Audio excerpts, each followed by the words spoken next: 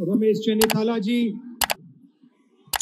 पाडवी जी, दिलीप नायक जी, बापू चावरे जी, प्रतिभा जी, हमारे कैंडिडेट्स केसी पाडवी जी, पाटिल जी, श्रीश नायक जी, किरण ताडवी जी, प्रवीण बापू चावड़े जी, राजेंद्र गावित जी, बुद्धि पवार जी, स्टेज पे इंडिया अलायंस के नेता,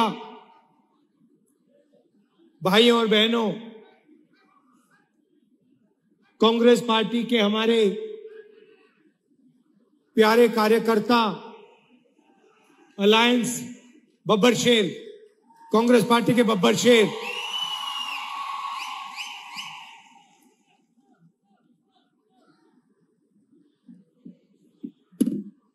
ये जो लड़ाई है ये विचारधारा की लड़ाई है। चुनाव हो रहा है मगर दो विचारधाराओं की, दो सोच की टक्कर है।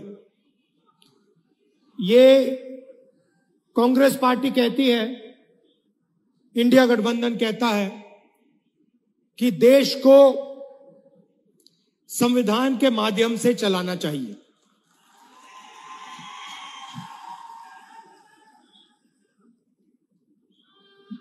प्रधानमंत्री जी कहते हैं कि मैं संविधान को पब्लिक मीटिंग में दिखाता हूं और संविधान खाली है। संविधान उनके लिए खाली है क्योंकि उन्होंने ये संविधान जिंदगी में पढ़ा नहीं है। उनको कोई आइडिया नहीं कि इस किताब के अंदर क्या लिखा हुआ है। इसीलिए प्रधानमंत्री जी के लिए यह संविधान खाली है। वो कहते हैं कि लाल रंग का संविधान राहुल गांधी दिखाता है। देखिए इस पर क्या रंग है, नीला है, लाल है, हमें कोई फर्क नहीं पड़ता। इसके अंदर जो लिखा है उसकी हम रक्षा करते हैं, उसके लिए हम जान देने को तैयार हैं। तो एक तरफ कांग्रेस पार्टी, इंडिया गठबंधन जो संविधान की रक्षा कर रही है, मैं आपसे पूछना चाहता हूं, और आदिवासी भाई और बहन इस बात को सबसे अच्छा समझेंगे। आज हमने यहां बिरसा मुंडा जी, भैया थोड़ा सामने से हटिए, थोड़ा सामने से हटिए। ये आज हमने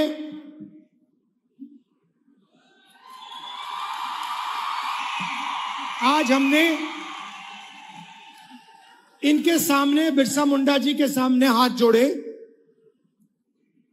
मत्था टेका।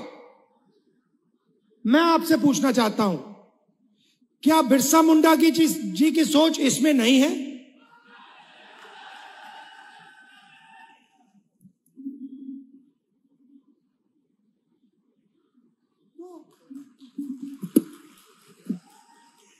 तो नरेंद्र मोदी जी कहते हैं कि यह संविधान खाली है, खोखला है, इसमें कुछ नहीं है। मैं नरेंद्र मोदी जी को समझाना चाहता हूं, और प्रधानमंत्री जी आप अच्छी तरह सुनिए क्योंकि आप देश के प्रधानमंत्री हैं। नरेंद्र मोदी जी, यह संविधान खोखला नहीं है। इस संविधान में हजारों साल की सोच,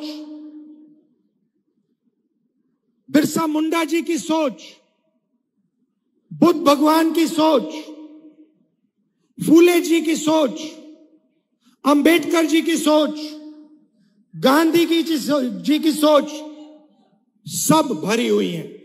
ये हिंदुस्तान, नरेंद्र मोदी जी, ये खोखला नहीं है। इसके अंदर हिंदुस्तान का ज्ञान, हिंदुस्तान की आत्मा है। और जब आप इसे खोखला कहते हो तो आप हिंदुस्तान, बिरसा मुंडा जी, महात्मा गांधी जी, अंबेडकर जी, इन सब का अपमान करते हो। लड़ाई भाइयों और बहनों इसको बचाने की है। आपको कॉन्स्टिट्यूशन में, संविधान में नाम दिया गया है। आपको संविधान में आदिवासी नाम दिया गया है।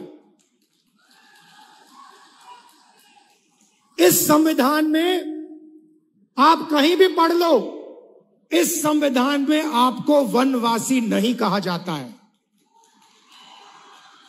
आपको आदिवासी कहा जाता है।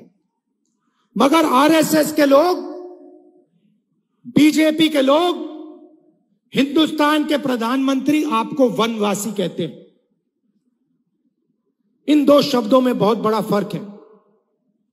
आदिवासी का मतलब जो हिंदुस्तान के पहले मालिक थे।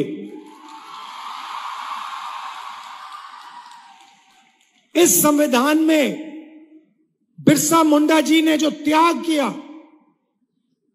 जो शहीद हुए, उनके शब्द हैं। इसीलिए संविधान में आपको आदिवासी नाम दिया गया है। आदिवासी नाम का मतलब समझिए। आदिवासी नाम का मतलब हिंदुस्तान के पहले निवासी, हिंदुस्तान के पहले मालिक। मतलब ये जो जल है, ये जो जंगल है, ये जो जमीन है, उसका पहला अधिकार आदिवासियों का है। ये बात, इसके लिए बिरसा मुंडा जी लड़े थे कि जमीन हमारी, जल हमारा, जंगल हमारा, और जल, जमीन और जंगल का फायदा हमें नहीं मिल रहा। इसीलिए शहीद हुए। वो अंग्रेजों से लड़े। आज वही सोच लेकर नरेंद्र मोदी, आरएसएस और बीजेपी घूम रही। वो कहते हैं आप वनवासी हो। वनवासी का मतलब आप जंगल में रहते हो। वनवासी का मतलब आपको ना जल पर, ना जंगल पर, ना जमीन पर अधिकार होना चाहिए। वो आपसे अधिकार छीनते हैं। आपको कहते हैं आप वनवासी हो, और फिर पूरे देश में जंगल काटने का काम करते हैं, आपकी जमीन छीनने का काम करते हैं। पैसा कानून कौन लाया? जमीन अधिग्रहण बिल कौन लाया? न्यामगिरी में कौन लड़ा? कांग्रेस पार्टी लड़ी, इंडिया गठबंधन के लोग लड़े। जमीन अधिग्रहण बिल से आपकी जमीन की रक्षा, पैसा कानून से, ट्राइबल राइट्स एक्ट से जंगल, जल, जमीन का अधिकार आपको। ये काम हमने किए हैं। और जैसे ही बीजेपी की सरकार आती है, काम शुरू कर देते हैं। आपकी जमीन छीनते हैं, अरबपतियों को पकड़ा देते हैं, आपका जल ले जाते हैं, आपका जंगल ले जाते हैं, और आपको कहते हैं भैया आप वनवासी हो। मैं आपसे सवाल पूछना चाहता हूं, आप वनवासी हो, आस्ते आस्ते आस्ते आस्ते सब जंगल जा रहा है। 10, 15, 20 साल में हिंदुस्तान में बहुत कम जंगल बचेगा, तो फिर आप कहां के रहोगे? अगर जंगल ही नहीं रहा तो वनवासी कहां जाएंगे? आप दूसरे प्रदेशों में जाओगे, मजदूरी करोगे। वनवासी का मतलब आपके बच्चों को शिक्षा ना मिले। वनवासी का मतलब आपके बच्चे इंजीनियर, डॉक्टर, लॉयर ना बने, अपना बिजनेस ना चालू करें। वनवासी का मतलब आपके बच्चे पायलट ना बने।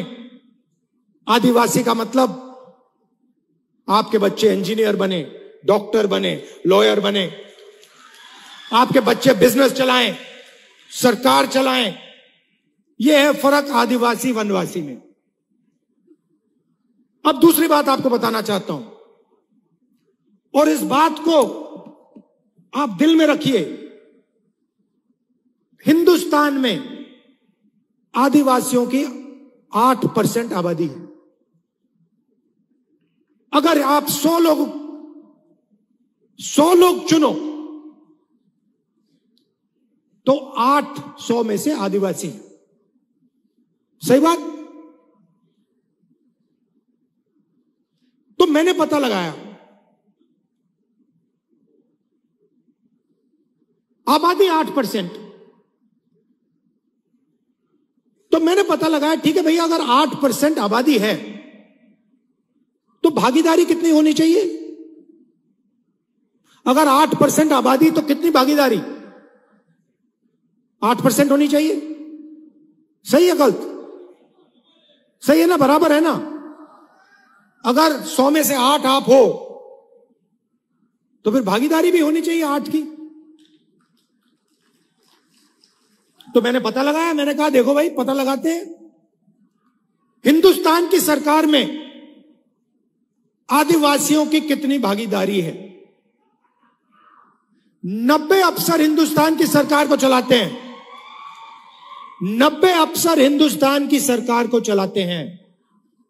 जो आप जीएसटी का पैसा देते हो, रोज देते हो, वो पैसा दिल्ली की सरकार को जाता है, उसको 90 अफसर बांटते हैं। मैं आपसे पूछना चाहता हूं, अगर दिल्ली की सरकार 100 रुपए खर्च करती है तो उसमें से आदिवासी अफसर कितने रुपए का निर्णय लेते हैं? बताइए बताइए बताइए। शांत हो गए आप? यह आपको मालूम होना चाहिए, ये सच्चाई आपको मालूम होनी चाहिए।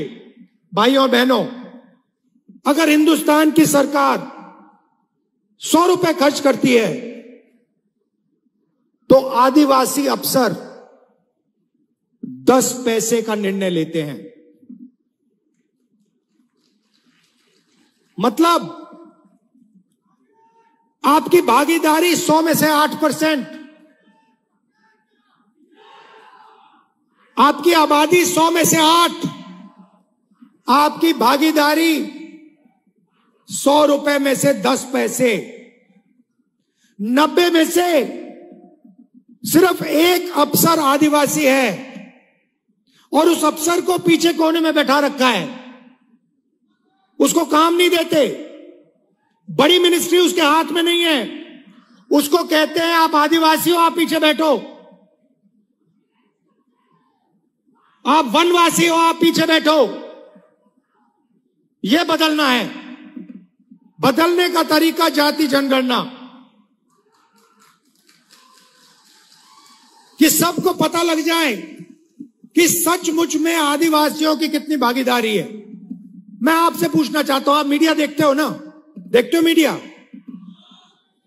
ये बड़े बड़े टीवी वाले एंकर हैं, इसमें से मुझे एक आदिवासी का नाम बता दो। एक आदिवासी का नाम बता दो, एक दलित का नाम बता दो, एक पिछड़े वर्ग का नाम बता दो। नहीं मिलेगा। हिंदुस्तान की सबसे बड़ी कंपनियों में, अदानी की कंपनी में, अंबानी की कंपनी में, मुझे एक आदिवासी नाम बता दो। नहीं मिलेगा। मजदूरों की लिस्ट निकालो, मनरेगा की लिस्ट निकालो, आदिवासी उसमें भरे हुए हैं। ये इमारतें आप बनाते हो, सड़कें आप बनाते हो, खून पसीना आप देते हो, मगर हिंदुस्तान में आपको भागीदारी नहीं मिलती है। यह सच्चाई है। इस सच्चाई को स्वीकार करना ही पड़ेगा। और मेरा लक्ष्य है कि आदिवासियों को, दलितों को, पिछड़े वर्ग को हिंदुस्तान में भागीदारी मिले, हिंदुस्तान में पावर मिले, सरकारों में जगह मिले, बिजनेस में जगह मिले। यह फर्क है आदिवासी में, वनवासी में। महाराष्ट्र की थोड़ी सी बात करता हूं आपको। हमारी सरकार आएगी तो हम आपके लिए क्या करने जा रहे हैं। नरेंद्र मोदी जी ने 16 लाख करोड़ रुपया अरबपतियों को कर्जा माफ करके दिया है। 1,00,000 करोड़ रुपए धारावी की जमीन नरेंद्र मोदी की सरकार, महाराष्ट्र की सरकार अदानी को पकड़ा रही है। 1,00,000 करोड़ रुपए की जमीन दे रही है। आदिवासियों को क्या दिया, दलितों को क्या दिया, पिछड़ों को क्या दिया, किसानों को क्या दिया, मजदूरों को क्या दिया, महिलाओं को क्या दिया? कुछ नहीं। इसलिए हमने मन बना लिया, जितना पैसा नरेंद्र मोदी अरबपतियों को देगा, जितना कर्जा माफ हो उनका करेगा, हम आपका करेंगे।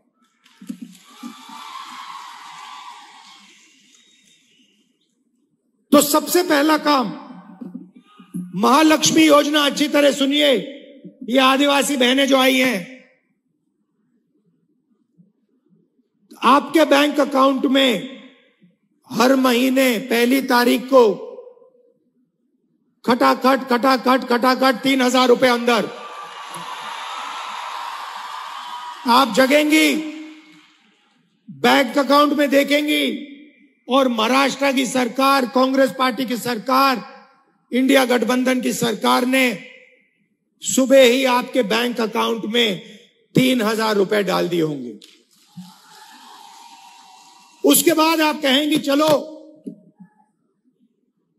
मार्केट जाती हैं, चलो मार्केट चलें।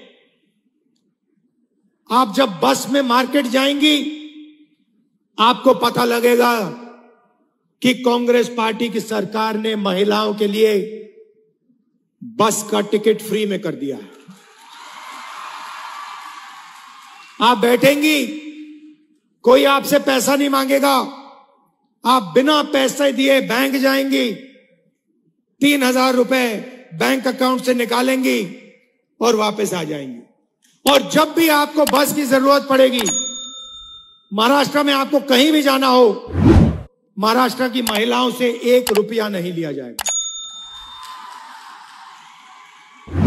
अब किसान कहेंगे, राहुल जी आपने महिलाओं को 3,000 रुपए दे दिए, इंडिया गठबंधन की सरकार ने महिलाओं को 3,000 रुपए दे दिए, हर महीने जनवरी, फरवरी, मार्च महिलाओं के बैंक अकाउंट में आ जाता है, फ्री में बस में घूमती हैं, हमारा क्या होगा? सब किसान कहेंगे। मैं उनको कहना चाहता हूं, 3 लाख रुपए तक का कर्जा आपका माफ होगा। और जब आप धान, सोयाबीन, कपास बेचोगे तो आपको सही दाम, minimum support price Congress party की, इंडिया गठबंधन की सरकार देगी। जाति जनगणना की मैंने बात कर दी। हम महाराष्ट्र में जाति जनगणना कराएंगे और पता लगाएंगे कि आदिवासियों की कितनी भागीदारी है संस्थाओं में, सरकार में, ब्यूरोक्रेसी में।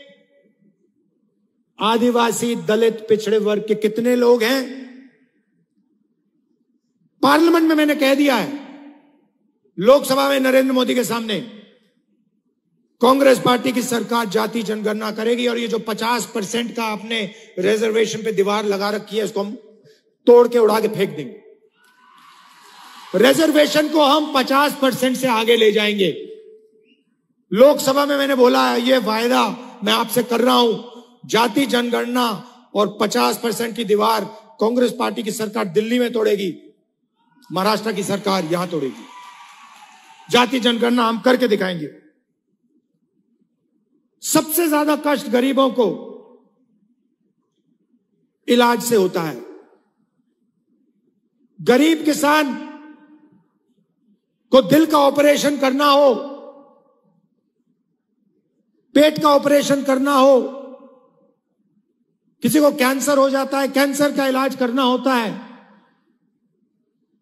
तो गरीब किसान कर्ज में डूब जाता है, आत्महत्या कर लेता है। इसलिए आपकी नई सरकार, इंडिया गठबंधन की सरकार, महाराष्ट्र में सबको 25 लाख रुपए तक का बीमा देने जा रही है।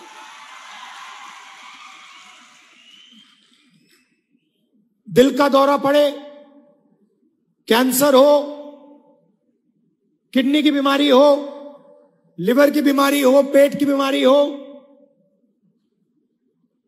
आप अस्पताल जाओगे, 25 लाख रुपए तक का इलाज आप मुफ्त में करवाओगे। और युवाओं को, बेरोजगार युवाओं को 4,000 रुपए प्रति महीना जब तक वो रोजगार पा लेंगे। और 2.5 लाख सरकारी रोजगार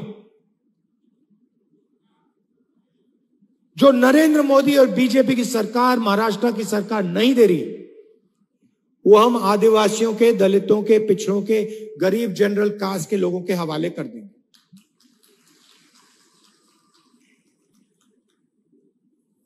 महाराष्ट्र की सरकार आपके जो प्रोजेक्ट्स हैं, जो महाराष्ट्र को रोजगार देने वाले प्रोजेक्ट्स हैं, उनको दूसरे प्रदेशों में भेजती है और आपके लोग मजदूरी दूसरे प्रदेशों में जाके करते हैं। उदाहरण देता हूं, वेदांता और फॉक्सकॉन का सेमीकंडक्टर प्लांट, जिससे महाराष्ट्र के युवाओं को 10,000 रोजगार मिलते, 1.5 लाख करोड़ रुपए का प्लांट है, यह उन्होंने महाराष्ट्र से छीनकर गुजरात भेज दिया। टाटा एयरबस का मैन्युफैक्चरिंग यूनिट, 10,000 रोजगार, 1.8 लाख करोड़ का प्रोजेक्ट है, यह महाराष्ट्र की सरकार ने गुजरात भेज दिया। आईफोन बनाने का प्लांट, 2 लाख करोड़ रुपए का प्लांट, 75,000 युवाओं को रोजगार मिलता, यह उन्होंने महाराष्ट्र से छीनकर गुजरात भिजवा दिया। ड्रग पार्क, 80,000 लोगों को रोजगार मिलता, छीन के गुजरात पहुंचा दिया। गेल पेट्रोकेमिकल प्लांट प्रोजेक्ट, 60,000 करोड़ का प्रोजेक्ट था, 21,000 युवाओं को रोजगार मिलता, यह उन्होंने आपसे छीन के दूसरे प्रदेश में भिजवा दिया। अगर हम सब रोजगार मिला दें तो महाराष्ट्र से बीजेपी की सरकार ने 5 लाख रोजगार छीनकर दूसरे प्रदेशों में भिजवा दिए। इसीलिए आपको यहां रोजगार नहीं मिलता है, इसीलिए यहां आपको बेरोजगार बना दिया गया है। यह काम इंडिया गठबंधन और कांग्रेस पार्टी की सरकार नहीं करेगी। महाराष्ट्र के प्रोजेक्ट्स महाराष्ट्र में रहेंगे, गुजरात के प्रोजेक्ट्स गुजरात में रहेंगे। हम ये नहीं चाहते कि आपके के सारे प्रोजेक्ट्स यहां से छीनकर दूसरे प्रदेशों में भेजे जाएं और आदिवासी युवा जाकर बंधुआ मजदूर बने गुजरात में, दूसरे प्रदेशों में। हम चाहते हैं कि आपको महाराष्ट्र में रोजगार मिले, सही रोजगार मिले, इज्जत का रोजगार मिले। इसीलिए हम चुनाव लड़ रहे हैं, इसीलिए हम यहां अपनी सरकार बनाना चाह रहे हैं। याद रखिए, मेन लड़ाई, सच्ची लड़ाई संविधान की है। आपको जो भी मिला, जमीन, जल, जंगल, शिक्षा, स्वास्थ्य, रोजगार, जो भी मिलता है, मनरेगा, भोजन का अधिकार, ये सब इस किताब ने दिए हैं। और इस किताब के अंदर पवित्र सोच है, बिरसा मुंडा जी की सोच है, महात्मा गांधी की सोच है, अंबेडकर जी की सोच है, बुद्ध भगवान की सोच है। और जब नरेंद्र मोदी कहते हैं कि यह संविधान खोखला है, इसके अंदर कुछ नहीं है, तो वो बिरसा मुंडा जी का अपमान करते हैं, बुद्ध भगवान का अपमान करते हैं, महात्मा गांधी, अंबेडकर जी का अपमान करते हैं, फूले जी का अपमान करते हैं।